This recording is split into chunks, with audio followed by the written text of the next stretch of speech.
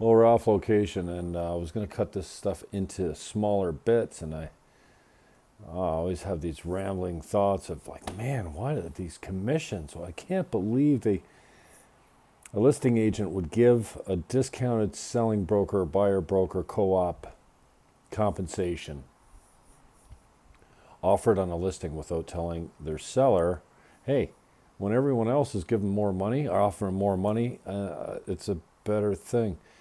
You know, it comes down to this narrative, this false narrative. I hate that term now. I got to find a new phrase for that.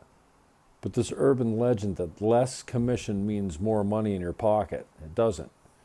And it's the agent's job and my job to talk to sellers directly, even if you're selling privately. Use a higher commission to get what you want for your property. How many sellers actually price their property to sell for full pop? You know, in my market, often they're expecting well, it's a brisker market now than it has been in many years, but they think it's going to be a month or 2 months on the market. It's not going to sell just boom like that right off the bat. Anybody who gets that gets either lucky or they priced it too low, start feeling their neck afterwards. I don't know, or priced right on. I don't know. The argument is that not a lot of people, in my opinion, are thinking to get full pop. And if you ask them the simple question of, would you pay 4 points, or would you pay 3 points, or would you pay 3.5 points for full pop to a buyer's agent to bring you something close to the money that you're asking for? I think the answer to that question usually is a yes, because they build, like I said, there's negotiation room. So, and the false narrative also is that you have to justify your value. You have to show them all the things you do. You have to talk about all the advertising and all the... No, it's not. Don't.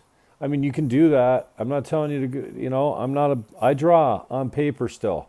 I don't even have a listing presentation, so don't listen to me. But I get 7 points every time, 4 to the selling broker. Always, on every listing. My people love it. They don't always pay it, but they offer it to get something close to what they're asking on their terms. So we know who hasn't cut a commission to put a deal together? Well, starting at 4 is better than starting at 5 when you cut.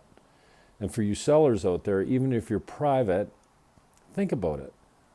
If you're offering 2% when everyone, all the other agents in the MLS system are going around working for 2.5%, then that's not smart. I would recommend offer them more than everyone else is offering them.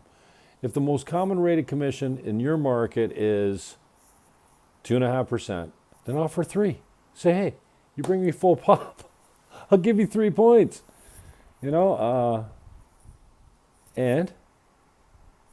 if they don't, that's when you're in a position as a seller to negotiate commission. You're not in a position to negotiate commission when you're dealing with your agent up front, and you don't want the guy that drops his drawers and commissions right away anyways. That's not your guy, because he's not going to stand for your prices either. Anyways, 5-minute session. Build leverage for the seller into the listing with commission. A little bit more. They'll pay more to get for something close to full pop. Throw it in there and see what happens. thecommissioncoach.com, realestate@teamniagara.ca. I still got 10 seconds. Got nothing.